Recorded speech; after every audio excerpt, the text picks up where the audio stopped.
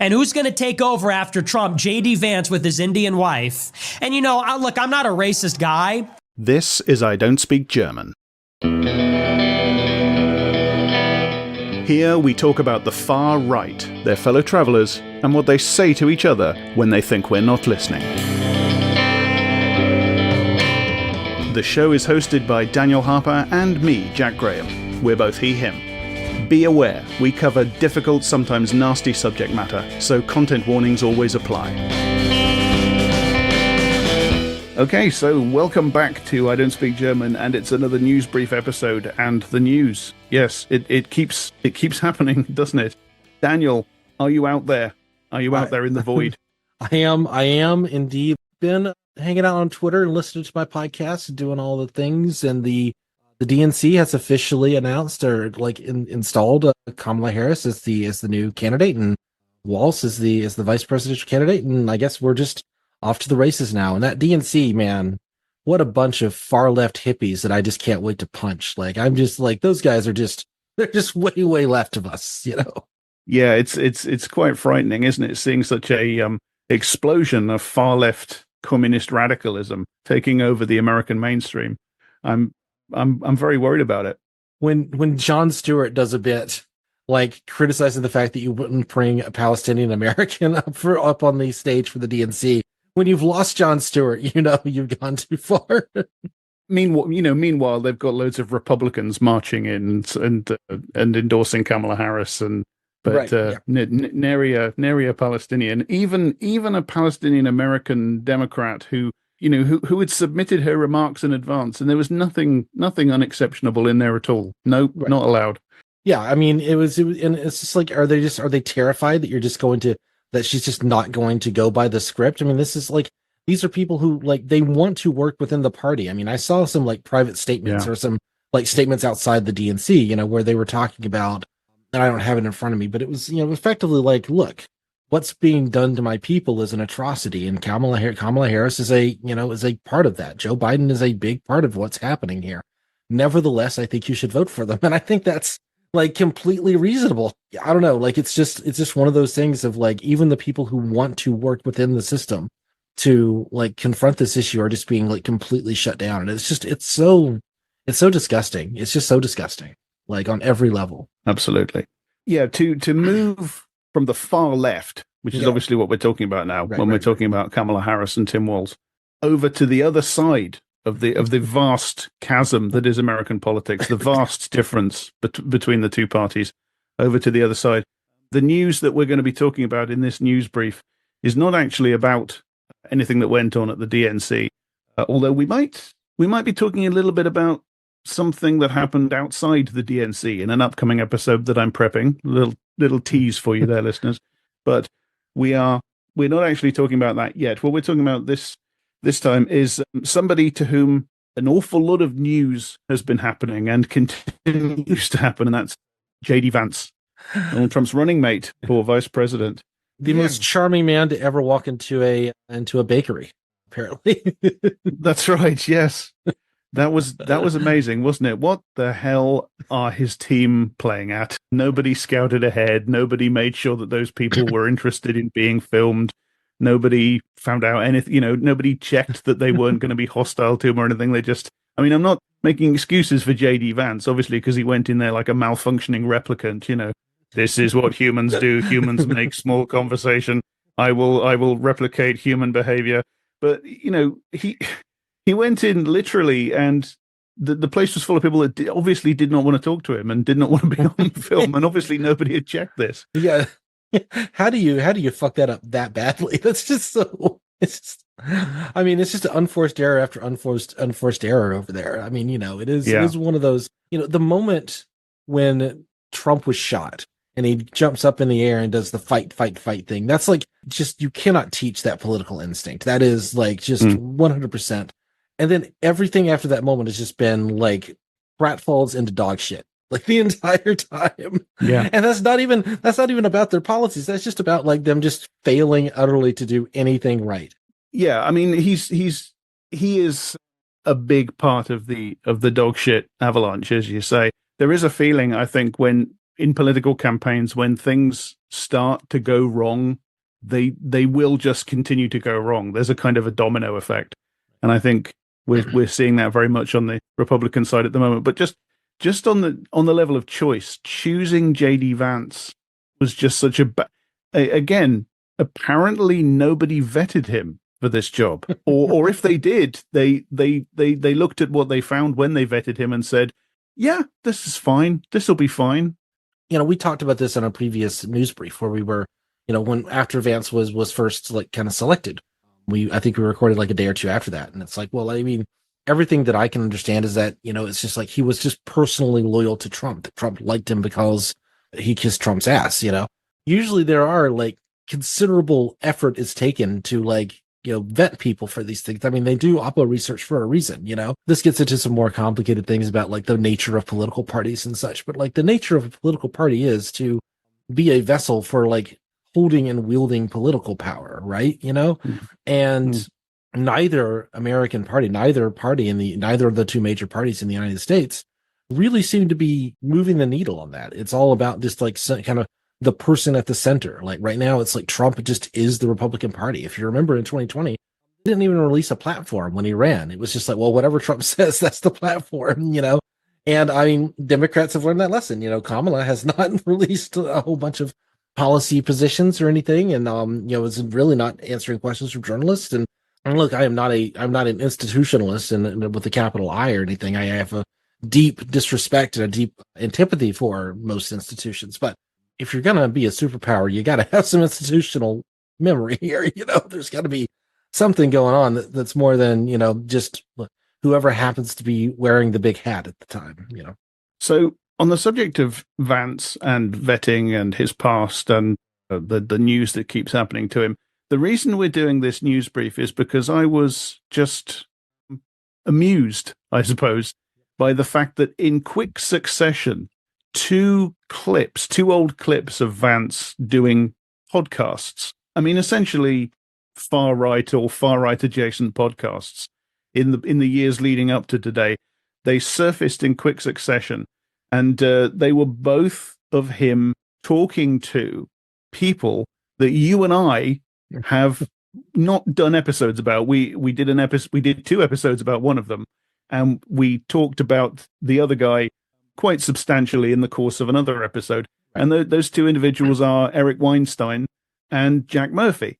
I don't know. The more I have read about Vance since his selection, the more he has kind of a weird history, right? Because he had trans friends or at least one trans friend at university, I believe. People who knew him at the time were like, this isn't this politically radical guy. This is just a guy. I mean, he's from Appalachia and he's going to Yale and he's just one of those guys. But as he enters, the more he entered the mainstream, certainly after the publication of Hillbilly Elegy, which, got, I think wrongly got a whole lot of praise from liberals. It was praised for its showing a portrait of the poverty of the region. Really, it's no, this is about kicking poor people while they're down. That's what Hillbilly Elegy is about. It was. They loved it. They totally adopted him and that book. Yeah. Yeah. But then he comes out and he starts doing this kind of alt-right stuff. I think this is the podcast that has the most sense of what that word means of any podcast. And yet it's still one of those things of it's the version of alt-right that Vance was going for was not he wasn't doing the openly anti-Semitic. He wasn't doing the Andrew Anglin Daily Shoah, thing. And he wasn't really doing the Nick Fuentes stuff. He was doing more the traditionalism and the birth rates and the families and, we need strong family formation, et cetera, et cetera, et cetera. And I think that's a lot of what we're going to see in the clips that you're going to play. It is this kind of reactionary, almost monarchist view of the world, but filtered through this, lens or this distorting mirror of populism. And so you hear him go on these shows, which are by, these kind of reactionary figures, particularly Jack Murphy is particularly one of those reactionary manosphere figures. But of course, he never quite gets so close as to the Nick Fuentes stuff, although I think there's some connections there that we're going to highlight. And as you say, that's going to that's very much the sort of stuff that was picked up on, I think, by the journalists who obviously trawled through all his previous appearances in interviews and podcasts and so on. I mean, what they're doing, I mean, again, not to make any excuses for Vance, but what's happening is that journalists are going through his old appearances and interviews and things, and they're looking for outrageous, embarrassing clips. That's right. Let's be honest, that's what's happening to create a news cycle. And the thing about JD Vance, of course, is that he's more than willing to provide, and because he is some sort of fluctuating variety of far right wingnut. So the first clip I've got is a clip of him talking to Eric Weinstein on Weinstein's podcast, The Portal, all of which we have talked about on this show. We did 2 episodes about Eric Weinstein, and I can't remember the numbers, but if you look through the back catalog, you will. I used to know all the numbers by heart, and I have completely forgotten them at this point. I'm sorry, but But yes, we went into Mr. Weinstein in some detail, and of course, it's no real surprise that JD Vance and Eric Weinstein should be palling around with each other, because one of JD Vance's big influences and patrons has been Peter Thiel, the essentially fascist billionaire Peter Thiel.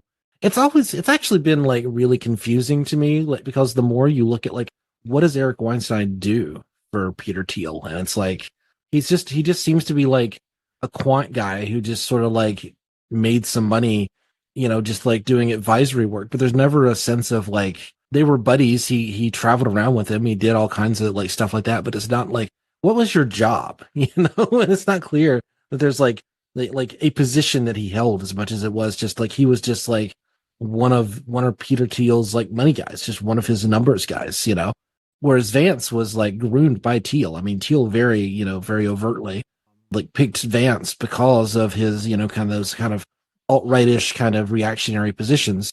He watered him, he groomed him into this position. So, and of course it's not unusual for the two of them to do a podcast together because, well, of course it's all the same ecosystem, right? Yeah, absolutely. So the clip I'm going to play you is, well, it's all the good bits, basically. And I'm going to have to confess to having been lazy and harvested this compilation from the Majority Report, because I went to searching for the clips on YouTube, and I found a Majority Report video where they had very helpfully collated pretty much all of the good stuff in order to comment on it. So you will occasionally, in the course of what you're about to hear, you will occasionally hear Emma Vigeland and a couple of the other Majority Report people commenting or laughing, but it does not get in the way, and it really was tremendously handy for me to just steal it from them. And you can sort of see the effect it has on him to be around them. Like, they spoil him. There's sort of all the classic stuff that grandparents do to grandchildren. Talking about his son. But it makes him a much better human being to have exposure to his grandparents. Well, I don't know. And the evidence on this, by the way, is like super clear. That's the whole purpose of the postmenopausal female in theory. Did your in-laws, and particularly your mother-in-law, show up in some huge way? She lived with us for a year. Right. So, So I didn't know the answer to that. Right. No, because that's this weird unadvertised feature of marrying an Indian woman. So it's in some ways the most transgressive thing I've ever done against sort of the hyper neoliberal approach to work and family. My wife had this baby 7 weeks before she started the clerkship. He was still not sleeping any more than an hour and a half in a given interval. And her mom just took a sabbatical. She's a biology professor in California. Just took a sabbatical for a year and came and lived with us and took care of our kid for a year. Okay, so it was just one of these things where it's like, this is what you do. So a biology professor, PhD, yes, drops what they're doing, to immediately tend to the needs of a new mother with her infant. Painfully economically inefficient. Right? Can I just propose? Like, why didn't she just keep her job, give us part of the wages to pay somebody else to do it, right? Because that is the thing that the hyper liberalized economics wants you to do. The economic logic of always prioritizing paid wage labor over other forms of contributing to a society is to me, it's actually a consequence of a sort of fundamental liberalism that is ultimately going to unwind and collapse upon itself. I think it's the abandonment of a sort of Aristotelian virtue politics for a hyper market oriented way of thinking about what's good and what's desirable. If people are paying for it and it contributes to GDP and it makes the economic consumption numbers rise, then it's good. And if it doesn't, it's bad. I think that entire sort of, to me, that's sort of the root of our political problem. I just want to say at the outset, I have a degree in English and philosophy. I have no idea what he's talking about when he says Aristotelian value ethics there. I do not have that degree, but I've majored in philosophy for a while. I read some Aristotle, and I'm not sure what part of Aristotle's ethics is he referring to in terms of women choosing to stay home rather like I don't know, he's talking about like the system, like the neoliberal system, and that's always like not explicitly here, but that is often code for the Jews, it's often that.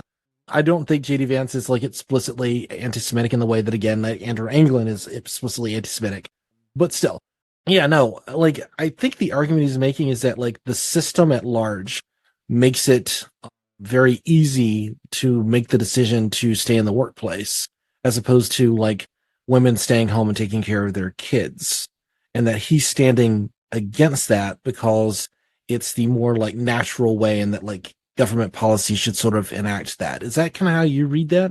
Yeah, I mean, obviously the media people that talked about this, they glommed onto the most quote unquote sensational moments or the most embarrassing moments. I mean, the big one is where Eric Weinstein says of Usha's mother, Vance's mother-in-law, who helped look after the kids, that's the whole purpose of the postmenopausal female.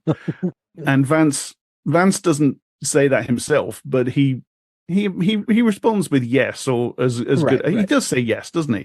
Yeah, I mean, it's pretty much. I mean, yeah, no. I listened to a full interview he did on Megyn Kelly's show, after some of these clips surfaced, and he's like, we're just opposed to the like culture of anti-life that represents modern liberalism, that represents modern neoliberal like capitalism, et cetera, where I think the thing that should make us uncomfortable, and the thing we should get out of this, is that it's a fundamentally like sort of biodeterministic like way of thinking about the world. It's all about like spreading the gene pool. It's all about like making healthier children and making better people. And like the point of the postmenopausal woman is not like, well, she's a human being who gets to have her own life, but like your role is like built into your biology, and you were built to first gestate children, and then when you're no longer able to gestate children and you can take care of the next generation along with the other women. And, it's this reification of Ozzie and Harriet is what it is, because none of this has any like history. I mean, if we're talking about like how like villages used to take care of children, obviously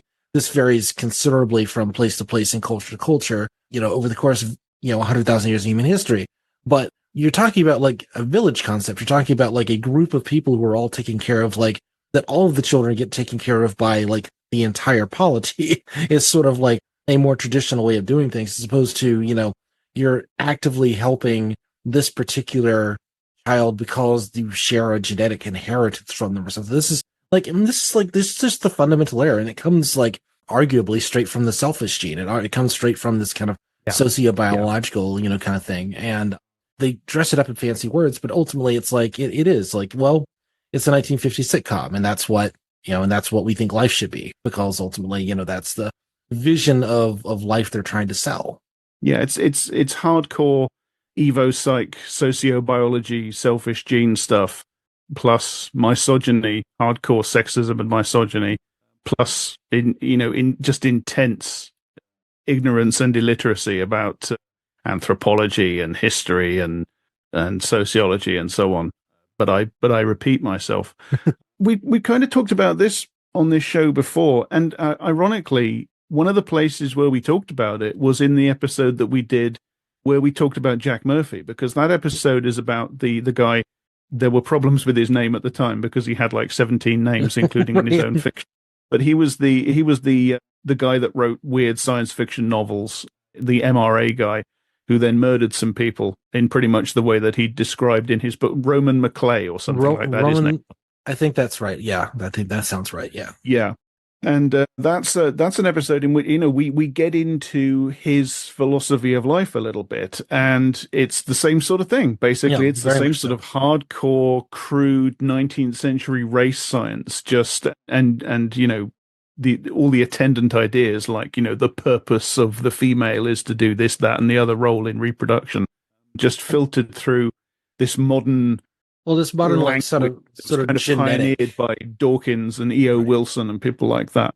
Yeah, no, obviously, and I don't want to defend Dawkins, but I will defend E.O. Wilson. Is certainly like more sophisticated in terms of his thinking than these guys. I mean, they're taking like the pureed sort of abstracts of something that E.O. Wilson said 100 years ago, and like that becomes the sort of the basis of this. I think given how terrible Dawkins has been in the last 15 years, I don't really feel the need to defend the selfish gene very much. I think it, to the degree that it needs a defense, it is certainly more sophisticated than Roman McClay or J.D. Vance, but Dawkins has fallen down that particular brain rot himself. So one of the things we talk about in that old episode, the one I'm referring to, is the fact that if you actually go to the scientists, who I would still think of as genetic determinists or biological determinists, the evo psychologists and the sociobiologists and people like that, they have retreated to a large extent from the kind of very strong claims, this kind of vulgar reductionism that you get from people like Weinstein, that J.D. Vance just, without a second's hesitation, he just completely agrees with it. Right. No, absolutely. Absolutely. I mean, there is a difference between how like biologists and, scientists and academics talk about it and versus how, the vulgarized version, as you say, that sort of becomes the pablum of our sort of like public discourse. Yeah. The other thing, of course, that surfaces in that clip is the Orientalist racism, the attitudes towards Indian women. It turns out that half the population of the most populous nation on the planet can be summed up into one single stereotype. Yeah. Which has among the highest level of like linguistic and ethnic diversity of anywhere. Absolutely. Yeah. I wish people understood really that when they talk about India, they are very, very much not talking about a monolith. It is an incredibly culturally and ethnically varied society. Yeah, it reminds me a little bit of that thing. You remember a few years back that the right were constantly on about soy. The big panic was soy. Men were turning into weak beta males who like refugees because there was so much soy in our food and so on. And somebody, I can't remember exactly who, it might have been H Bomber Guy in one of his Paul Joseph Watson videos, but he said, these massive societal shifts are taking place in our society just over the last couple of years because of a bean that was part of the staple diet of millions of people on an entire continent for literally millions of years, yes, including the staple diet of Genghis Khan. And this bean is making people making men into weak pussies. Exactly. Yeah, H Bomber Guy, I think he did a 2-parter, which was he tried the soy diet. He went like full soy, and his testosterone levels were higher after than they were before. It's just Yeah, no, I mean, but it does come back to that like biological determinism. I mean, this is less genetic and more the things you put into your body.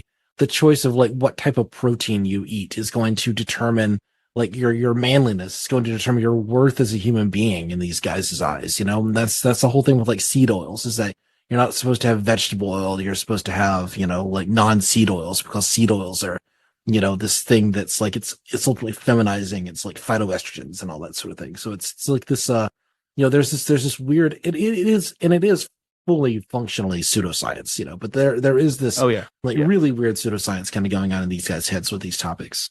Well, it's all pseudo, isn't it? I mean, the politics is pure pseudo politics, like the anti-neoliberal pose that is struck by guys like this. The anti-capitalist pose, the talk about. I find it a little difficult to pass some of what Vance is saying there when he's talking about the most transgressive thing that he's done. Maybe you have an opinion. Is he talking about marrying an Indian woman being the most transgressive thing that he's done? Or is he just talking about marrying and having that kind of family? Well, it's kind of word salad what he was saying there. I mean, it is like just very difficult to parse at all, at least in that form. I know I listened to that episode when it originally aired, but I didn't re-listen to it for this because I listened to every episode of The Portal, and boy, that was a chore. I'm glad that podcast doesn't exist anymore. But yeah, no, there's this pose that these guys give is like, well, settling down and having kids is like, that's something the system doesn't want you to do. That's something like, which is, the idea that our culture, capitalism famously opposed to the nuclear family. Yeah, the idea that like the U.S. like culture, that the world I live in, the place I live in, is not like relentlessly obsessed with children. It's just like absurd. And I mean, they're literally just going like, they're talking about like, well, it's okay to be gay, it's okay to be trans, it's okay to like maybe you could be single and not have kids and live your life and be productive and healthy, and like it's like the slight reduction of like the absolute like pressure you get to have kids. It's like suddenly like that is too far. That is a bridge too far. You can't go there. Yeah, I think that like that's the argument, is that it's I decided to get married and have kids even though I had like a big career, and like Elon Musk has like 20 kids or something, like Yeah, but it's fine because he doesn't care about them. So it's different for like men and women in this like dichotomy, because it's like men are allowed to care about their kids in this, like in these like hyper competitive fields. You're allowed to like want to have kids. In fact, you're seen as like a throwback, or not a throwback, but an abnormality if you're not like raising children. You're just expected to like pay people to care for them for you, or to have a wife that's going to care for them for you. And in this world, in this kind of high powered world that he lives in, the wife is expected to work, to have another high powered job, and to be, doing something like meaningful in the world. And so I think he's saying that like her decision to like have the kid and stay home and be more of a caretaker, and not to farm out that labor to like other people, not to farm out that labor to poor people, and then show up for the baseball games when, when it's time for the photo op. I mean, I think that's what he's kind of referring to as like going against the grain. And if anything, the fact that his wife is Indian, there's this perspective that this is like a more submissive culture, more traditional culture than like kind of like modern day, like American women, that American women are like inherently flawed because they exist within this like feminist, like girl boss, kind of philosophy. And therefore to have a wife from a more submissive wife, a more emotionally and like financially submissive wife is a bonus there. Like, so that's what he's saying. That's the idea that he's trying to get across. Yeah, and that's what's really at the root of the ostensible opposition to neoliberal capitalism. It's not, when they talk about this stuff, that they're not actually talking about the real phenomenon. They're not actually talking about neoliberal capitalism as we and people who actually know things understand it. Which is a restructuring of how Western capitalism functioned on various lines, and also an attendant sort of social and cultural counter revolution in an extent, in a reactionary direction for the most part, but also with sort of side effects like the growth of openings, for progressive liberal causes and stuff like that. That's the stuff that they're worried about. They're worried about like the fact that in recent years, well, they're worried about the women having careers, not being in the home, not being the mother in the home, and they're worried about things like the growth of acceptance of things like LGBTQ relationships and gay marriage and stuff like that. That's the neoliberalism that they have a problem with. You can hear it in Eric Weinstein's excited joy when he starts talking about the concept of a woman with a career giving it up to stay home to look after a baby. Just the concept of it gets him so hot under the collar.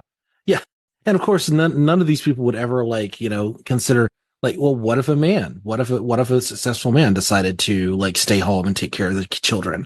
That's a weak position. That's a weakling. That's something that you're a cuck. You're a soy boy if you do that. And those are one of the most admirable things a man could do, is to stay home and take care of his children if he has the ability to do so. This is not against like people staying home and taking care of their children. It's about the enforced social rules. It's about the there's this one vision, and I keep saying it's Ozzie and Harriet because that's exactly what it is. It's just this filtered memory of a sitcom that just becomes, and that's what they build their whole ideology on, and they just call that neoliberal capitalism. Neoliberal capitalism is man, woman, two children, but like the woman is working. Yeah. What they want the fantasy of the vast transfer of wealth upwards to the capitalist class, and the hyper deregulation and the attendant growth in sort of statist repression of social movements, the destruction of social movements, the attempted destruction, I should say, the attempted destruction of trade unions. They want all that stuff, but they want it without any of the stuff that they don't like, which is, like capital accumulation needed to get women into the workplace so that it could start exploiting their labor as well. They have this fantasy that they can have the one without the other. And that's where it makes direct contact with the online young man, resentful, anti-feminist, reactionary sorts of movements. And that really does link up. I mean, it links up firstly with one of the big reasons why JD Vance is the running mate, because he was popular with exactly a couple of those kind of chud guys, online reactionary guys who just happen to be Trump's sons. They like him because he's got the same sort of, shit poster, edgelord, online reactionary energy. And it also links up with the other podcaster that JD Vance got in trouble for having spoken to, who we have previously spoken about, Jack Murphy, who of course comes directly out of the online men's rights activism movement. Absolutely, yeah. Have we, or describe please the difference in our approach to who we decide to let into America, who can become an American? What changed, who changed it, and what was the purpose, and what is the negative side effect? Yeah, I think it's one of these things that's evolved over time, right? So obviously you had this massive wave of Italian and primarily Italian, Irish and German immigration, right? And that had its problems, right? It had its consequences. You had higher crime rates. You had these sort of ethnic enclaves developing. You had inter-ethnic conflict in the country where you really hadn't had that before. And so there were downsides to it. Obviously, there were upsides too. And one of the cool things that we did in the 1920s is we just sort of slowed down immigration a little bit. We let those sort of populations who had come to the country as new citizens really incorporate themselves into the broader American fabric. That obviously was turned on its head in the 1960s with some of the things we did with our immigration laws. But even in the 1980s, I think that if a new immigrant came to the United States, wherever they came from, they received a pretty straightforward message from the leadership of the country. This is a wonderful country. Obviously, it has its problems, but it's a good place. It's a good place to live in. You have chosen to come here. You owe something to this country, and this country owes something to you. There's this sort of common bond of citizenship. That is directly playing into one of the, probably the key issue, if to the extent that it talks about issues at all, that the Trump campaign is talking about, which is immigration into America. Right.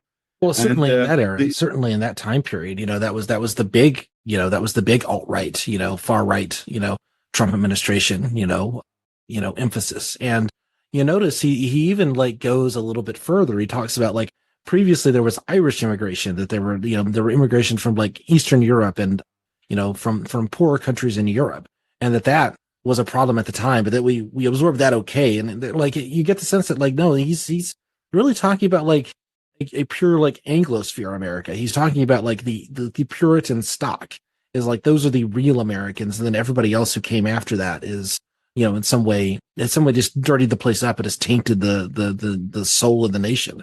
And that this current wave, the current wave from Central and South America, well, Mexico, Central and South America, obviously Mexico is not part of Central and South America, but that the current oncoming brown hordes it's a step too far, that we managed to let the Irish in, and I guess that was okay, but not the brand, not they don't speak Spanish, those people we can't possibly let into our societies and absorb properly, because that's just a bridge too far again, so yeah. So I think that detail is something that kind of interests me, because I was listening to all this stuff at the time, and it was just a constant refrain that, we can handle the poor whites because, they're still of us, but then we can't handle the new waves of immigration, which are not of us, which is obviously completely absurd on 50 different levels.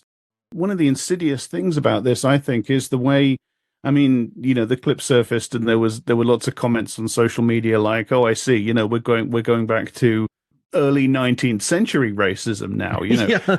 As if we ever got away from that."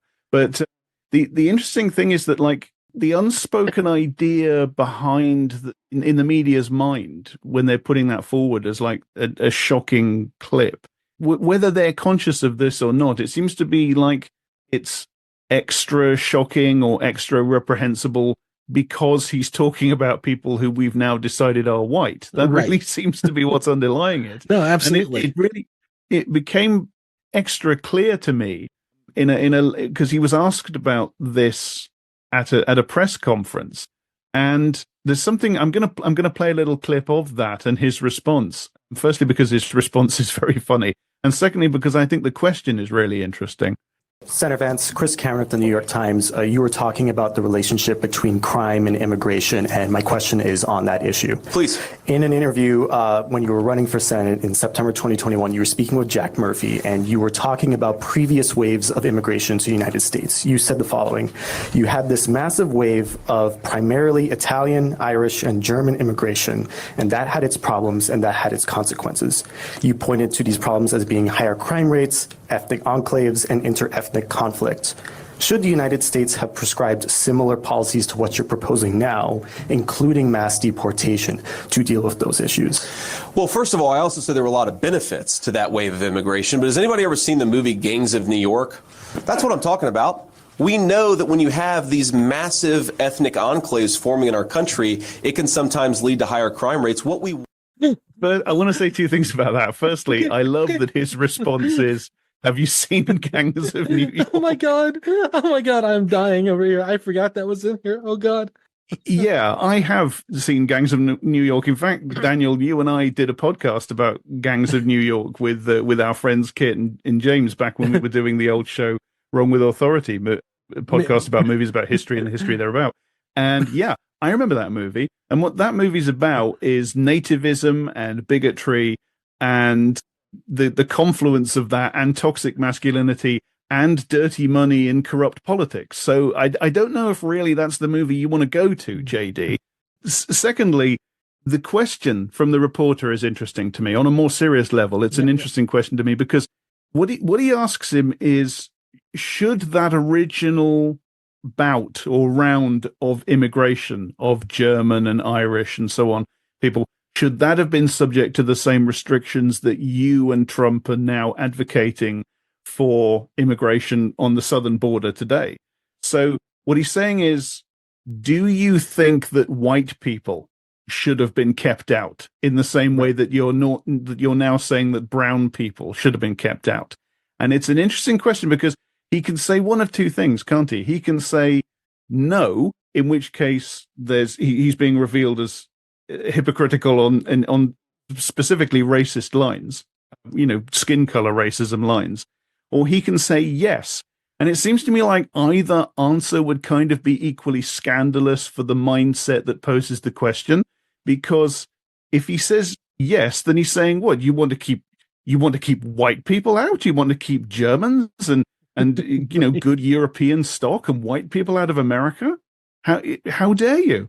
Right. No, this gets into, because like the actual Nazis even argue about this, like in their safe spaces, they will sit and have like extended debates about, within certain communities about whether, like, particularly when you get like European, like, far right people involved, when you get, like, I don't want to say like a Mark Collette, I don't want to say Mark Collette personally, but, people who run like nationalist movements or, far right movements in European countries, who often see like, well, no, the Polish invaders are not our friends here in England. We want England for the English. And whereas Americans, we just don't have that ability to distinguish in the same way. And so we use this more like kind of generic, or not generic, but this overarching, this sort of idea, like whiteness covers all. And so it's just like, if you are white or if you are considered white, then you get to be, kind of part of the crew. But like, yeah, they'll talk about like, the Southern Italians being, like really swarthy and nasty and dirty people, as opposed to, the Northern Italians who are, more of our kind of people. God, I could probably, there was an old fascination where, Jazz Hands McFeels went through this whole thing of, no, it was in his travelogue. He did like this, he traveled around Italy and he just like filmed himself driving through Italy, and he was like commenting on this. It's like, the quality of person, like the more north and west you go, like up to like Scandinavia, like Scotland, England, etc. Like those are the most rarefied people. And then like the further southeast you go, it's just they get dirtier and dirtier and dirtier. It's just like it's such a like like this is an interesting thing actually. It's just a byway, but Burke and Hare, the body snatchers, the resurrection men, and famously the guy that employed them to acquire bodies for him, Dr. Knox. Dr. Knox was, in his own time before all that, he was primarily known as like a theorist of race. And he wrote a lot about, the Hibernian race and its difference from the different European races.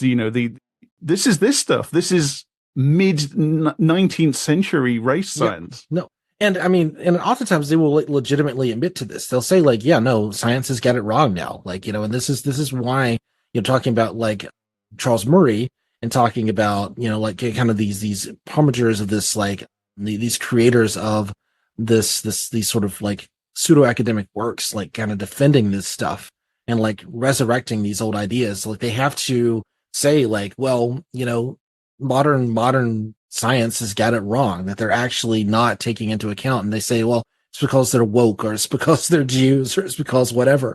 But they ultimately can't take like anything like a realistic look of like what an actual geneticist would look at this stuff. You will find very few people who actually like study genetics on this level who will like sign on to any of these kinds of ideas. Like it's just, once you start studying genetics, it gets way more complicated very fast, as you know. Yeah, absolutely. Do you want to talk? Do you want to refresh people's memories a little bit about Jack Murphy? Because that episode that we did about him, well, we didn't do the episode about him. As I say, he came up in the course of the Roman McClay episode because Jack Murphy used to be a regular collaborator with Tim Pool. He would go on Tim Pool's show, and he came under our notice going on what was then Elijah Schaffer's show. You Are Here. You Are Here. That's right. And causing a ruckus because the chat, the super chat, kept on bringing up the cuck letter. Right. Because it turns out that Jack Murphy had, God, I can't even remember the details. It's like Jack Murphy is like such a little back in terms of my memory. I just have very little, like I remember watching multiple episodes with him and I like remember, but he was a big Manosphere guy and he was a big, like, I like to fuck around kind of guy, He had a girlfriend who was much younger than him. Right. And in his telling of it, at any rate, he made her. And of course, he gives himself all sorts of alibis. Oh, right. He made her go and like seduce this guy or whatever. And then he gets to be the alpha because like she's bending to his will. Right. That does sound familiar. Yeah. That's right. Yeah. And then it backfires on him. It turns into this great big, because of course the community that he's talking to don't take it like, oh, wow, what an impressive alpha male. They just think cuck.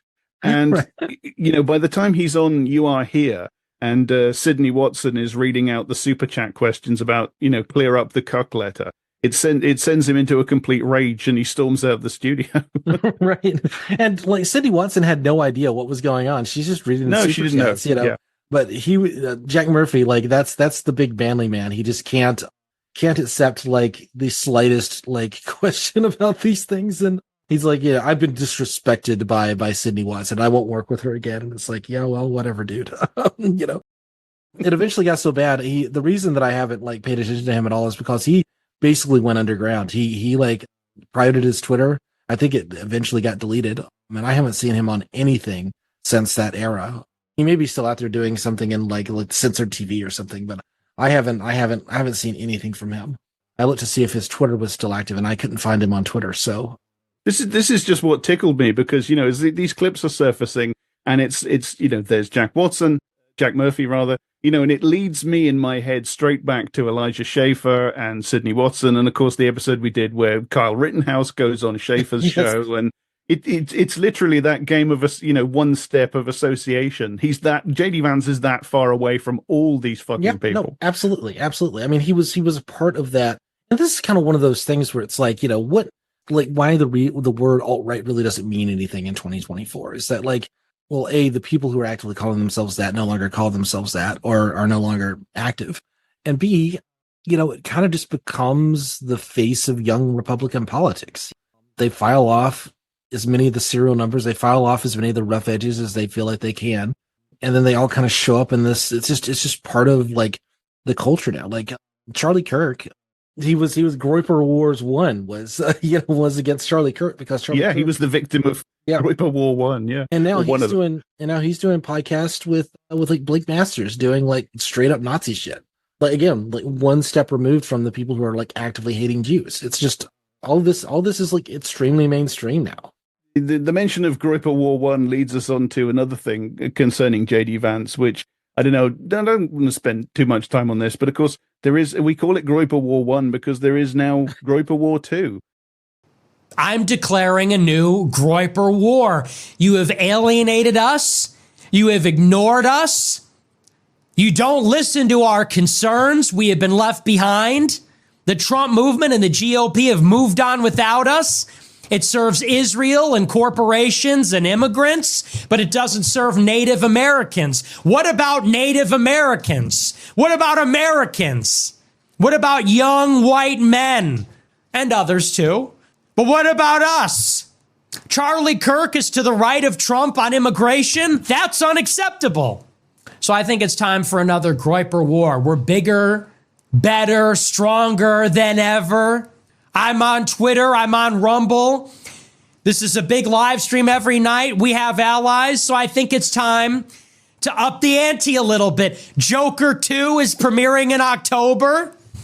Joker 2, 5-year anniversary. The show is back. We're opening the chest. I think it's time for Groyper War 2. And this time, we're going all out. Justice once. And we will bring the energy. It's just a question of whether they want to get on board or get out of the way. That's the question. But the Groypers will bring the energy. Memes, edits, replies, trolls. Get with us or get the fuck out of the way. Groyper War 2 coming soon.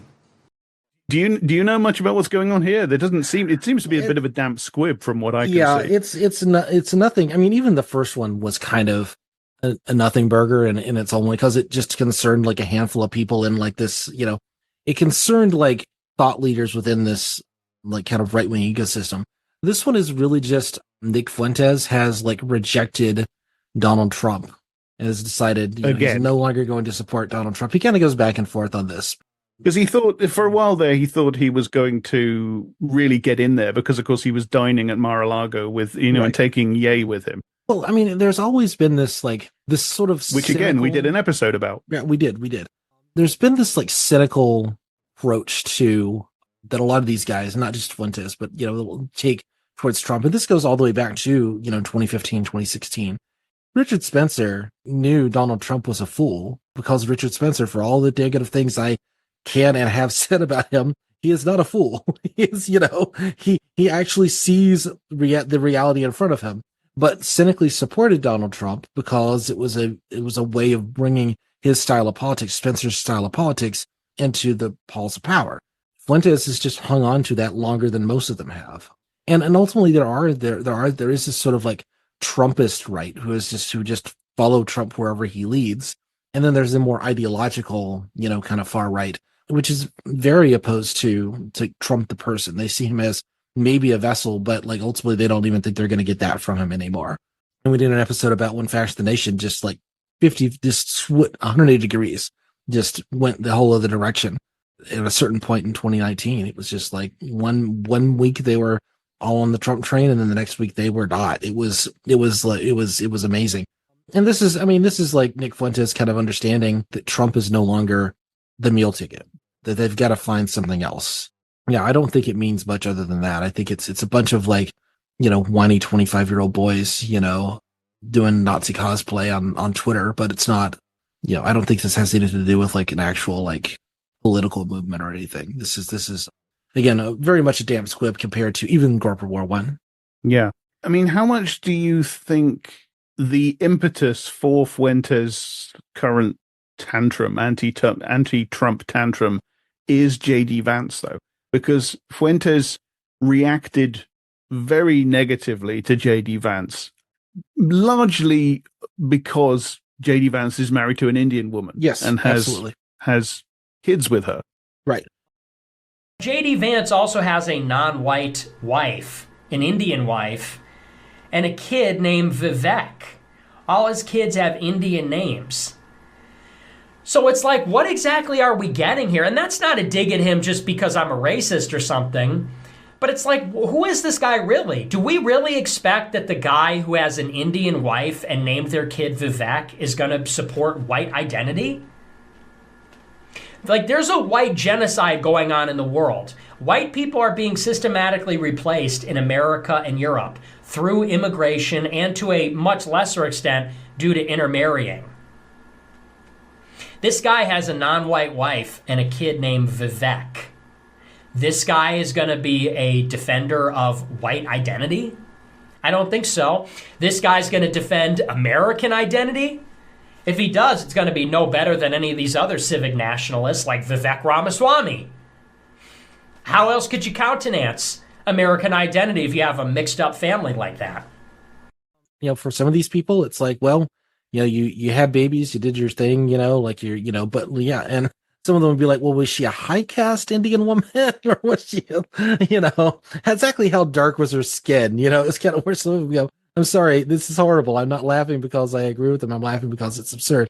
It is funny that a man with the last name Fuentes is questioning how white somebody's kids are, but I think it is that is a very ripe vector of attack for someone like Fuentes, is to say, well, you don't even have white kids, man. Well, neither do you, asshole. First of all, for a movement that's built on the utmost importance of reproduction, it's amazing how many of these guys just have not ever managed to have any children of their own.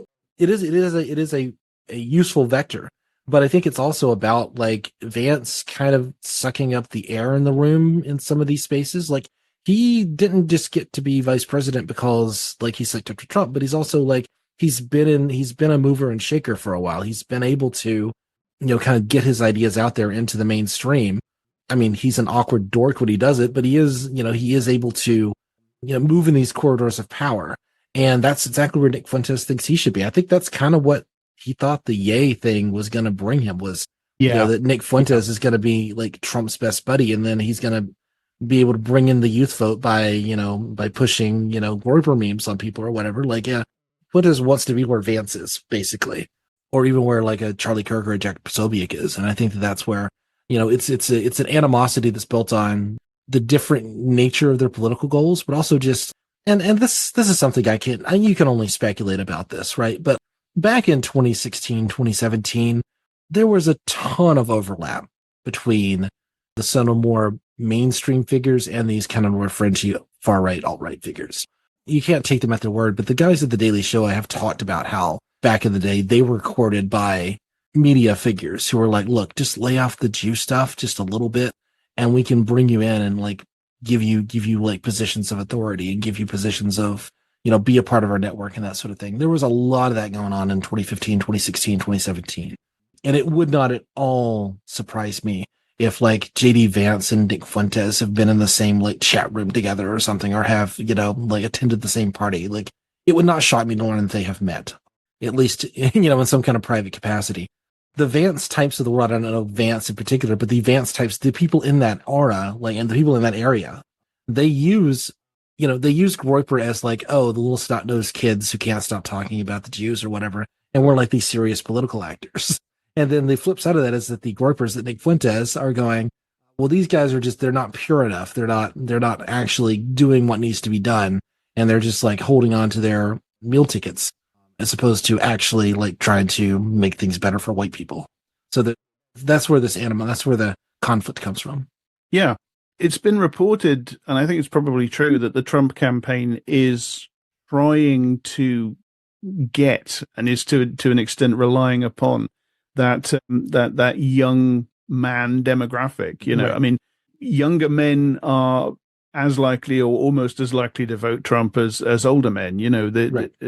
He has that appeal for younger men too, and he had that bizarre little pipsqueak guy who sniffs people's chairs over at Mar-a-Lago. They are trying to court these people, so they obviously want the young white online reactionary asshole vote. Right. I mean, I think that's part of what Vance is there to try to get. As I say, he kind of has that reactionary online edgelord quality to him. It's interesting to watch Nick Fuentes sort of constantly having the same realization that people on the left sort of, it's like baby's first political realization when you start entering politics from anywhere on the left, which is that, you can't rely upon the reformist left or liberal parties to do what you want, to consider you if you're any further to the left than them. He keeps having this realization from the right. We can't rely on Trump to do this. We can't rely on Trump to do that. Yeah, no, absolutely. I think that's where we are. That's where we are. Okay. That was a news brief episode. Everybody, thank you for joining us as we chatted a little bit about JD Vance and these amazing connections that he has to us, really, to our show. Yeah. As I joked on Twitter, I think it was, I wouldn't be surprised at all to if anybody knows, of course, you, Daniel, will be the one to know. I wouldn't be surprised at all if an old episode of Fash the Nation or The Daily Show had turned up and a very young pre-beard JD Vance's voice was on there somewhere at this rate. The basis of his track record of talking to people that we've talked about on this show. I can almost guarantee you that never happened because he was moving in different circles at that point. I mean, a lot of people showed up on Fashion Nation in the early days, like a lot of people. But JD Vance was not moving in those like online circles in the same way, or he may very well have been interviewed. I mean, I think my favorite absurd early Fashion Nation guest was Tila Tequila. Yes, that Tila Tequila appeared on Fashion Nation. And despite what Jazz Anspick feels and his co-host at the time said about, non-white women, and because I believe Tila Tequila is Vietnamese, French Vietnamese, I believe. They very clearly wanted to fuck her. It was very obvious that they were really obsessed with how hot the woman they had on their show. That's besides the point, but no, I don't believe JD Vance ever went on that show, but if anybody would know, if anybody had the clip, it would be me, but I do not. So, well, I mean, the Trump campaign has kind of just adopted an unofficial replacement vice presidential running mate in RFK Jr. they've even got signs now, which is like Trump, Vance, Kennedy, like that. And if that doesn't work out, then maybe Trump will be phoning Tila Tequila, to ask who knows? If she wants support as well. Maybe it's possible.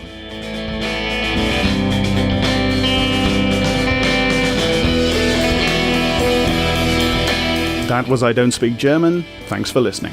Follow us in all the places you usually follow podcasts. For now, at least, we're both still on Twitter. I'm @_Jack_Graham_, and Daniel is @Daniel E. Harper. And the show's Twitter is @IDSGpod. If you want to help us do the work we do and gain a few benefits along the way, we both have Patreons. And our theme music is by Loon the Band.